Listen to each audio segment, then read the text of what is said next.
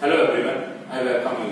आज की क्लास में हम बात करेंगे मेंसुरेशन 3D से बनने वाले क्वेश्चंस के बारे में। लास्ट क्लास में हम 3D के सारे फिगर्स के बारे में बात कर चुके हैं, जिनमें आप पढ़ चुके हैं क्यूब, क्यूबॉइड, सिलेंडर, कॉन और स्फीयर। अब इनसे बनने वाले क्वेश्चंस के बारे में हम बात करेंगे। बहुत ही आसान और अच्छे क्वेश्चन आपके सामने लेकर आऊंगा। आइए पहला क्वेश्चन सॉल्व करते हैं। पहला क्वेश्चन हमारे सामने है, यदि दो बेलन के आधार की त्रिज्या में 1:1 का अनुपात है तथा उनके आयतन में 2:9 का अनुपात है, तो उनकी ऊंचाई में क्या अनुपात होगा? क्वेश्चन को आपको सीधे करना नहीं, भागना है। पहले अगर आपसे दो बेलन की बात की गई है तो दो बेलन मतलब समझ लीजिए, पहले को आप R1 नाम दे दीजिए, मतलब बेलन है तो सिलेंडर 1 सिलेंडर 2, तो इसमें पहले की रेडियस R1 दूसरे की रेडियस R2, पहले की रेडियस हाइट H1 और दूसरे की हाइट H2।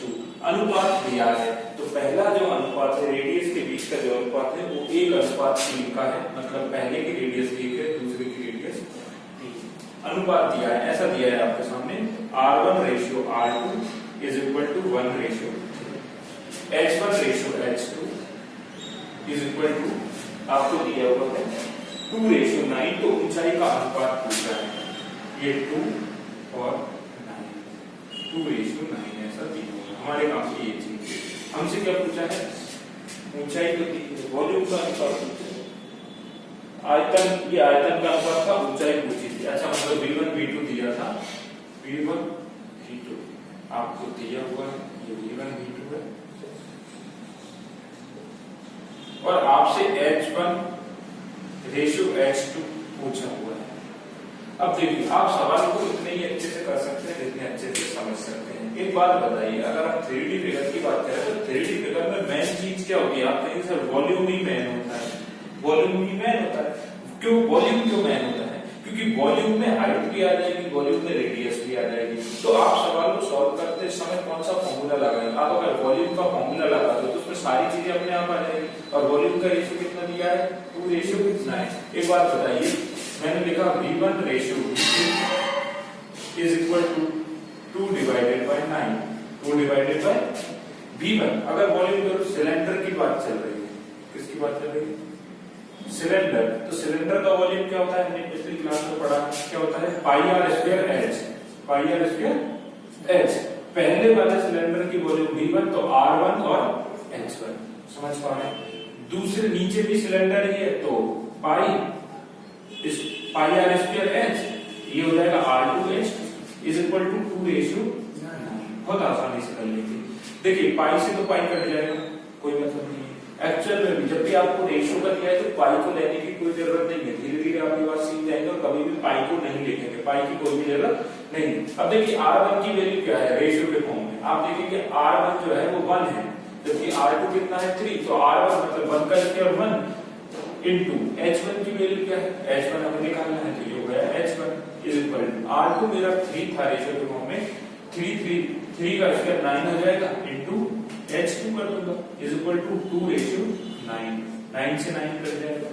H1:H2 या फिर H1/H2 इज इक्वल टू क्या गया? 2:1। इसका मतलब है कि H1 और H2 का जो रेशियो है मेरे सामने, H1 की वैल्यू 2 है तो 2:1। यही हमारे सवाल का क्या हो जाएगा? समझ पा रहे हैं? हमने वॉल्यूम का रेशियो दिया था, मैंने वॉल्यूम का फॉर्मूला लगाया, जो चीज कट रही थी वो काट दिया, जो होते वही हमारा आंसर। बहुत आसान होते हैं इस प्रकार के सवाल। आप बस ये समझे कि इसमें सबसे बड़ी चीज वॉल्यूम होगी, तो वॉल्यूम का ही फॉर्मूला लगा सकते हैं। उम्मीद करता हूँ समझ में आ गया होगा। आगे बढ़ता हूँ, अगला क्वेश्चन हमारे सामने है।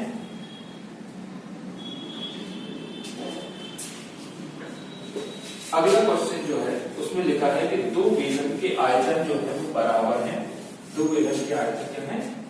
बराबर है। दो बेलन के आयतन बराबर है तथा उनके आधार की त्रिज्या का अनुपात 3:2 है। बताइए ऊंचाई का अनुपात क्या होगा? बेलन दो है, मतलब फिर से बात हो रही है सिलेंडर की। आप बार बार लिखेंगे कि बात हो रही है सिलेंडर की। जिस भी फिगर की बात हो उसको लिखेंगे, क्योंकि फिगर में ही हम प्रॉपर्टी लगा पाएंगे। उनकी क्या है? वॉल्यूम समान है, मतलब V1 बराबर है किसके? V2 के। उनकी आधार की त्रिज्या का रेशियो है R1:R2 इज इक्वल टू 3:2। तो उनकी ऊंचाई का अनुपात बताना है, मतलब H1 रेशियो H2 आपको बताना है। यही सवाल था। हाँ 3:2 है और ऊंचाई के अनुपात बताना है। बिल्कुल। अब देखिए वॉल्यूम को अगर बराबर रखती है, वॉल्यूम को क्या रखती है, अगर मुझे बराबर बोला है तो बराबर ही रखूंगा। बताइए V1 क्या होगा, आप कहेंगे pi r square h is equal to फिर से पाई आर स्क्वायर एच। ये V1 था तो सब में 1 1 लगा दो और ये V2 था सब में 2 2 लगा। पाई से पाई हर बार कटेगा, पहले भी हमने देखा था, देखने की जरूरत नहीं थी। R1 की वैल्यू क्या है 3 का स्क्वायर क्या हो जाएगा 9 into H1 is equal to R2 की वैल्यू क्या है, जो R1 ये वाला और R2 ये वाला, इसको आप सिंपलीफाई करके ऐसे लिख सकते हो, रेशियो का मतलब डिवाइड बाय R1 बटे R2 बराबर 3/2। तो R1 3 हो जाएगा और R2 2। ठीक। R2 की वैल्यू क्या है 2, 2 का स्क्वायर 4 into H2। हमें रेशियो पूछा है H1 का H2 से, मतलब H1 के बटे में H2 को ले आएंगे और 4 अपनी जगह रहेगा 4/9। यही सवाल होगा। तो इनकी हाइट का रेशियो क्या हो जाएगा, ऊंचाई का रेशियो 4/9। उम्मीद करता हूँ समझ में आ गया और बढ़ेगा। जो क्वेश्चन में बोला है वही करिए। वॉल्यूम बराबर रखने का बोला था तो मैंने बराबर रख दिया, जो चीज कट रही थी उसको काट दिया और आगे बढ़ गया। अगला सवाल लेते हैं। ठीक है,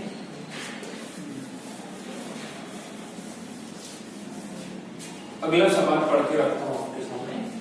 यदि दो शंकु के आयतन बराबर हों तथा उनकी ऊंचाइयां 9:1 का अनुपात हो तो आधार की त्रिज्या में क्या अनुपात होगा। अब देखिए, अब बात चल रही है शंकु मतलब कि कौन की। यदि दो शंकु का आयतन बराबर है, मतलब दो शंकु है तो एक V1 एक V2 होगा। हाँ, और क्या बराबर दिया है आपका, ऊंचाई दी है 9:1, मतलब कि H1/H2 इज इक्वल टू 9:1। और मुझसे पूछ लिया है R1 रेशियो R2, त्रिज्याओं का अनुपात बताइए। फिर से V1 V2 लगा दो इसमें, लेकिन फिगर है कॉस, मतलब कि 1/3 pi r square h is equal to 1/3 pi r square h. R1 R2 H2 2 करके जो भी कांस्टेंट वैल्यू होती है वो हमेशा कटती है, रखने का कोई मतलब नहीं था। R1 स्क्वायर R की तो वैल्यू चाहिए, ठीक है, तो R1 का स्क्वायर H1 की वैल्यू क्या है 9 इज इक्वल टू R2 का स्क्वायर और H2 की वैल्यू क्या है 1।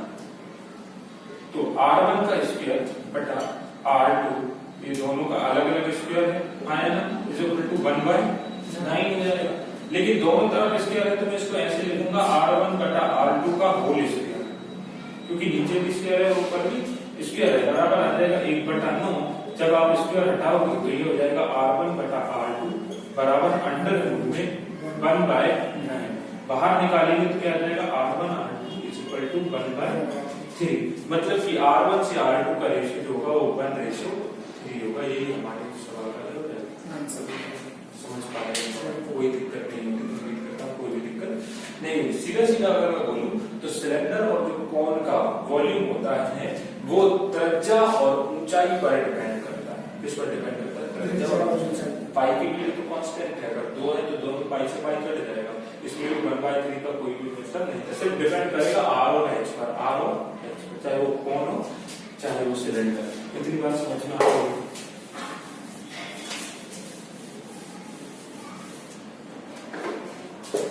अगला सवाल हमारे सामने, एक आयताकार चद्दर जिसकी भुजाएं 22 मीटर तथा 15 मीटर है तथा इस आयताकार चद्दर को मोड़कर बेलन बनाया गया है। इस आयत की छोटी भुजा बेलन की ऊंचाई हो तो इस प्रकार बने बेलन का आयतन क्या होगा। बहुत ही अच्छा सवाल है।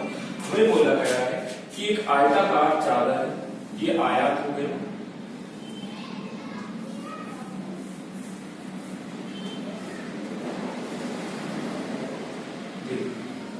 इस आयताकार चादर को मोड़कर बेलन बना दिया। बेलन बनाने से क्या मतलब है, आपके पास एक ऐसा कागज है, कागज आयताकार ही होता है, अगर इसको मैं मोड़ दूं, इसको यहां से उठाकर इधर लगा दूं तो ये बेलन के फॉर्म में बन जाएगा, गोल हो जाएगा कहने का मतलब। तो उसने क्या बोला है कि यदि इसकी जो चौड़ाई है 15 और लंबाई कितनी है 22, इसकी चौड़ाई बेलन की ऊंचाई होगी, मतलब बेलन होगा क्या, बेलन का आयतन पूछा है तो देखिए बेलन का आयतन क्या होता है, मतलब सिलेंडर का आयतन क्या होता है, पाई आर स्क्वायर एच। आयतन पूछा है, आयतन निकालना है तो हमें आर की जरूरत पड़ेगी और एच की जरूरत पड़ेगी। उसने बोल दिया जो इसकी चौड़ाई है वही इसकी ऊंचाई है, मतलब एच बराबर 15 सेंटीमीटर या मीटर जो भी दिया, एच बराबर कितना आ गया 15 आ गया। लेकिन मुझे आर के बारे में कोई भी जानकारी नहीं है, आर मुझे निकालना है तभी मैं क्या निकाल पाऊंगा, वॉल्यूम निकाल पाऊंगा। एक बात समझिए आप, जब मैं इसको यहां पर फेंक सकता हूं, इसको उठाकर इधर लेकर आता हूं, इधर लेकर आया तो एक बार बताइए अगर बेलन बनाना है तो बेलन का जो आधार का क्षेत्रफल होगा वो सर्कुलर होता है, इसको इधर लेकर आऊंगा तो ये पूरा जो 22 है वो मोड़कर गोल बन जाएगा, गोल बन जाएगा मतलब कि ये जो 22 परिधि बन जाएगी। क्या बन जाएगी 22 इसकी, तो वृत्त की परिधि क्या होगी 2 पाई आर। 2 पाई आर की वैल्यू कितनी है 22, समझ पा रहे हैं, डायरेक्ट 22 या 22 का आधा रेडियस नहीं होगी, ये पूरी भुजा बनकर गोल हो जाएगी और जैसे ये गोल हो जाएगी ये 2 पाई आर वृत्त की परिधि 2 × 22/7 × r बराबर 22, 22 से 22 कट जाएगा, r बराबर क्या हो जाएगा 7 उधर चला जाएगा 7/2, r की वैल्यू क्या हो जाएगी 7/2, r की वैल्यू 7/2, r की वैल्यू जब इतनी होगी तो आप इसमें लगा दोगे कि क्या हो जाएगा पाई, पाई मतलब 22/7, r की वैल्यू 7/2, फिर से r का स्क्वायर है तो 7/2 गुणे में h की वैल्यू 15 दी, ठीक है 11 टाइम कट जाएगा, ये गुणा 7 से 7 कट जाएगा, आप गुणा करके जब इसमें करेंगे तो ये हो जाएगा 577.5 या कुछ और होगा, तो आप देख लीजिए ये इस सवाल का क्या हो जाएगा उत्तर हो जाएगा। कहने का मतलब है जब आप आयताकार चादर को मोड़कर बेलन बनाते हैं तो इसमें एक भुजा तो हाइट होगी, या तो चौड़ाई को हाइट बोल देगा या लंबाई को, जो भी दूसरी भुजा होगी उसको आप परिमाप मान के चलिए। अगर वो बोल देता कि 22 वाली भुजा हाइट है तो आप 15 को परिमाप मानकर चलते हैं, तो आप क्या कर देते 2 पाई r = 15। दूसरी भुजा जो बनेगी वो परिमाप तो बन जाएगी, हर केस में ये बन जाएगी परिमाप। उम्मीद करता हूँ समझ में आ गया होगा। तो 2 पाई r की वैल्यू निकाली, इसमें नीचे तुमने रख दिया, आंसर आ गया। आगे बढ़ो, चॉकलेट खाओ काफी।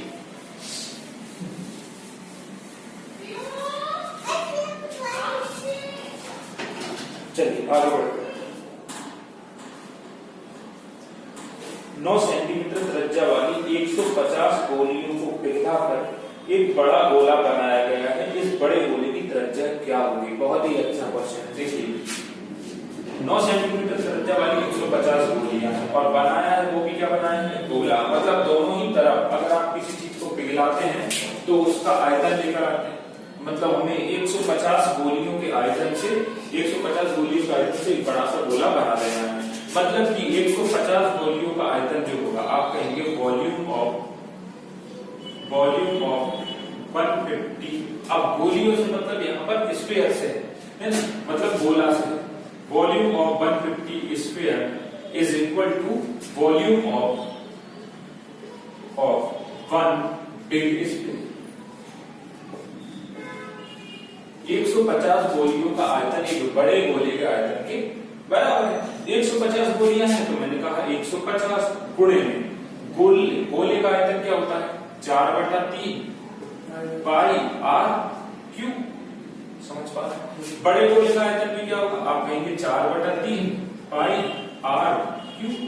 समझ पा रहे हैं? तो एक काम करता हूं, ये बड़ा गोला है इसलिए r को कैपिटल ले लेते हैं क्योंकि r को अलग अलग है ना दोनों। इस r की वैल्यू हमें दी हुई है। पहली बात तो सबसे पहली बात तो 4/3 पाई से 4/3 पाई कर देंगे, ये बन जाएगा कितना 150 और r की वैल्यू दी है 9, मतलब कि 9 गुणे में 9 is equal to r cube. समझ पा रहे हैं? आया। अब हमें पता है कि जब मैं इस r से √q लगाऊंगा तो ये एक तो 9 बाहर निकल आएगा, तो इसको क्या लिख सकता हूं मैं, आप कहेंगे 9 मतलब 150 into 9 का cube is equal to r cube. इसको जब आप सॉल्व कर लेंगे तो हमारे लिए क्या निकल कर आ जाएगा, एक तो 9 बाहर आ जाएगा, 9 √150 इज इक्वल टू r। बड़े गोले की त्रिज्या इतनी आ जाएगी। ठीक है, अगर और भी करें हम 150 के फैक्टर करके देख लेते हैं। 2 से करेंगे 75, फिर आप 5 से करेंगे तो शायद ये कटेगा कितनी बार, 15 टाइम्स, फिर 5 से करेंगे, कुछ कट नहीं रहा है। ठीक है, 3 बार मतलब अंदर ही रहेगा ये 150 के अंदर होगा, अंदर ही होगा। ऑप्शन में इसमें देख लेता हूँ, हाँ वही रहेगा, वही इसका इस सवाल का उत्तर है 9√150 r। ये बड़े गोले की क्या हो जाती है, त्रिज्या हो गई। अच्छा देखिए, 150 गोलियों को पिघलाया गया है और ये भी गोलियां है, वो भी एक बड़ा गोला है ना। तो आप कहेंगे, मैंने पहले ही बताया था कि जब किसी चीज को पिघलाते हैं इसका मतलब उसके आयतन को पिघलाते हैं। एक छोटी गोली का आयतन 4/3 पाई r क्यूब होगा, तो 150 गोलियों का आयतन क्या होगा, 150 से मल्टीप्लाई करना पड़ेगा। ये 150 गोलियां पूरी मिलकर एक बड़ा गोला बना रही है, तो उसका आयतन भी 4/3 पाई r क्यूब है। भाई आयतन तो बराबर ही होगा ना सबका, 150 मिलकर एक गोला बना रही है, मतलब इनका सबका आयतन बराबर होगा। 4/3 पाई से 4/3 पाई करते हैं 150। हमें दिया है छोटी गोलियों का जो रेडियस दी थी वो 9 दी थी, है ना। तो 9 बड़े में 9 बड़े में 9 इक्वल टू r क्यूब। जब आप इसको इधर लाओगे तो 9 का क्यूब है, 9 तो बाहर ही रहेगा, यहाँ पर लग जाएगा क्यूब रूट। ये सवाल समझ पा रहे हैं, कोई दिक्कत नहीं। आगे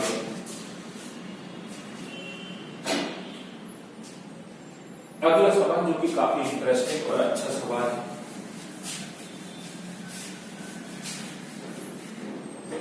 देखिए सवाल है हमारे सामने, एक कोणीय टेंट की ऊंचाई 9 मीटर है और उसके आधार की त्रिज्या 12 मीटर है। 10 रुपए प्रति वर्ग मीटर की दर से कैनवास लगाने में कुल खर्च क्या होगा। बहुत ही अच्छा सवाल है। आपको ऊंचाई 9 दी है और त्रिज्या 12 दी है, और आपको बोला है क्या है, कोणीय टेंट। कोणीय टेंट का मतलब क्या होता है, कोणीय टेंट का मतलब होता है शंकु। क्या होता है, शंकु एक्चुअल में टेंट ही है, या जो हम कैंप लगाते हैं वो शंकु है। इस कोणीय टेंट की ऊंचाई जो है वो हमें दी है कितनी, 9 मीटर, और आपको त्रिज्या दी है 12 मीटर। अब आपको इसको कैनवास, जब आप इसमें कैनवास लगाते हो, देखिए शंकु या फिर जो टेंट लगता है वो जमीन पर लगता है। कई लोगों को ये कंफ्यूजन हो जाता है कि जो मैं कपड़ा बिछाऊंगा, क्या नीचे भी कपड़ा बिछाऊंगा, नहीं। कैनवास लगाने का मतलब है आप इस क्षेत्रफल पर कैनवास कपड़ा लगाते हैं, वही होता है आपका कैनवास। तो मुझे पता है कि इस क्षेत्रफल की बात कर रहा है, मतलब शंकु के वक्र पृष्ठ के क्षेत्रफल की बात करते हैं। शंकु के वक्र पृष्ठ का क्षेत्रफल निकाल कर उसके 1 मीटर स्क्वायर में कितने रुपए लग रहे हैं हमारे, आपका लग रहा है खर्च 10 रुपए। तो जितना भी क्षेत्रफल लिखेगा उसमें 10 का गुणा कर दूंगा, टोटल खर्च आ जाएगा। लेकिन उसको निकालने के लिए मेरे पास 12 है, 9 है, स्लैंट हाइट निकालना पड़ेगा, क्योंकि शंकु के वक्र पृष्ठ का क्षेत्रफल क्या होगा, पाई r l। इतना अगर पता है तो ही कर पाऊंगा। l की वैल्यू क्या हो जाएगा, पाइथागोरस प्रमेय से r का स्क्वायर प्लस उसका square, l square equal to 12 का स्क्वायर प्लस 9 का स्क्वायर। पिछली वीडियो में इसको बड़े अच्छे से हम देख चुके हैं कैसे होगा। तो l square equal to 144 plus 81, ये शायद 225 हो जाएगा, है ना, 225 हो रहा है, हाँ। तो l square equal to 225, l equal to 50। l की वैल्यू तेरे ऊंचाई जो है, दीवार जो स्लैंट हाइट है वो कितनी हो जाएगी, 15 हो जाएगी। देख लेते हैं 22/7 गुणे में r की वैल्यू कितनी है आपके सामने, 12, और h की वैल्यू निकल कर आई 15। ये निकल कर आई, ये आ गया किसका, पाई r l शंकु के वक्र पृष्ठ का क्षेत्रफल, या फिर आप कहें तो कैनवास का एरिया, कैनवास एरिया इतना आ गया। अब ये था एरिया, उनने बोला 1 वर्ग मीटर में 10 रुपए का खर्च है, तो इतने वर्ग मीटर में कितने का खर्च होगा, आप 10 का और इसमें गुणा कर देंगे, 12 गुणे में 15 गुणे में 10, जो भी पैसा निकल कर आएगा गुणा करने पर वही आपका आंसर। समझ पा रहे हैं।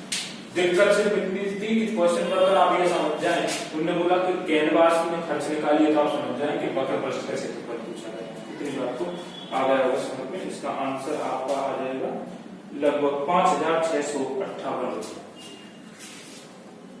आगे बढ़े, हो गए थे।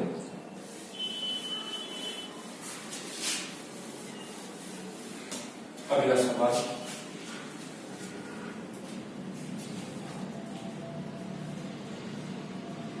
एक घन का संपूर्ण पृष्ठ 600 वर्ग सेंटीमीटर है, इसके विकर्ण की लंबाई बताइए।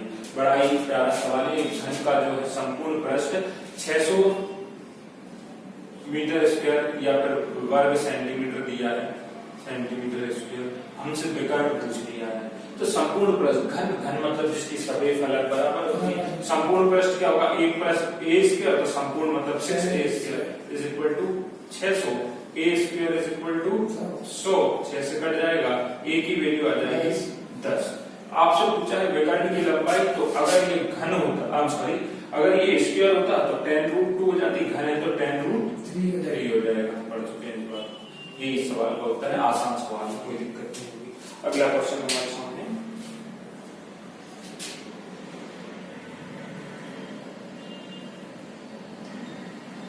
क्वेश्चन ये है, आप खुद कर लेंगे इसको। शंकु की त्रिज्या 21 सेंटीमीटर है और त्रिज्या की ऊंचाई 10 सेंटीमीटर, त्रिज्या 21 है और एल की वैल्यू, त्रिज्या की ऊंचाई 10 सेंटीमीटर दी। तो आपसे पूछा गया है कि इसका वक्र पृष्ठ का क्षेत्रफल बताइए, मतलब आपको निकालना पड़ेगा पाई आर है। अब इसमें आपको एल ऑलरेडी दिया हुआ है, त्रिज्या की ऊंचाई दी हुई, आप इसको डायरेक्ट फॉर्मूला में वैल्यू रखेंगे हो जाएगा।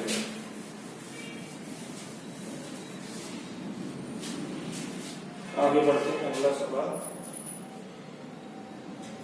एक 28 सेंटीमीटर ऊंचाई वाले और 6 सेंटीमीटर त्रिज्या वाले शीशे के बेलन से कितनी बंदूक की गोलियां बनाई जा सकती हैं? प्रत्येक गोली का व्यास 1.5 सेंटीमीटर होना चाहिए। ऊंचाई 28 है और 6 सेंटीमीटर त्रिज्या है।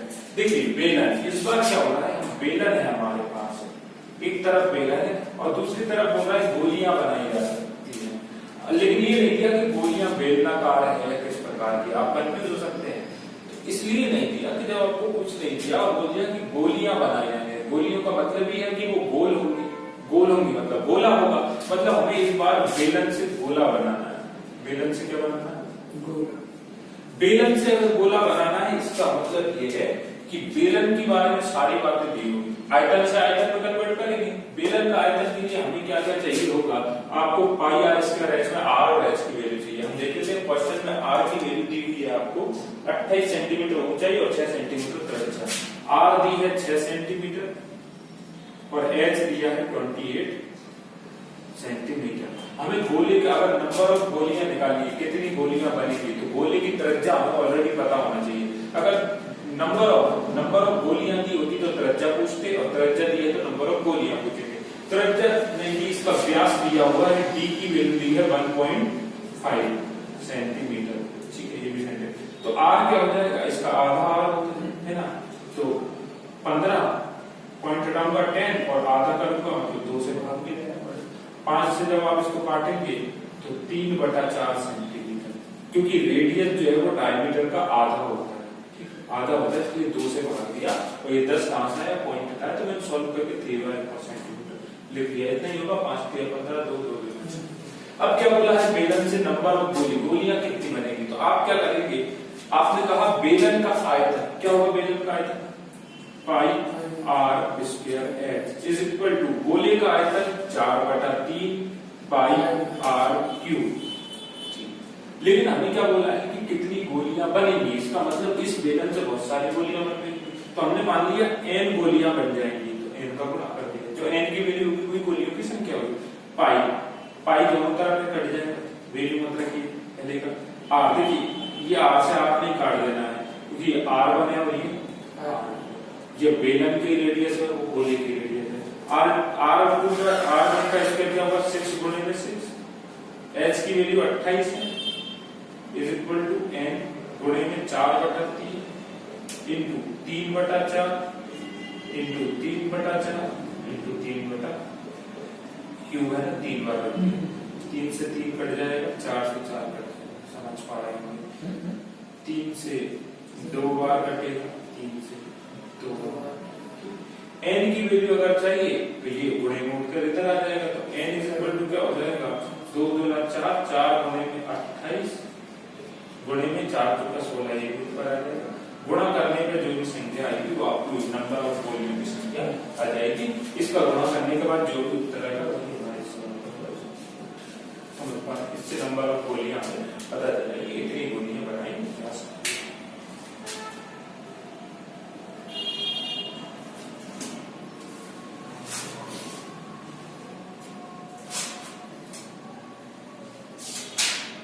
एक क्वेश्चन मैं आपको दे रहा हूं, तो आप समझ लीजिए।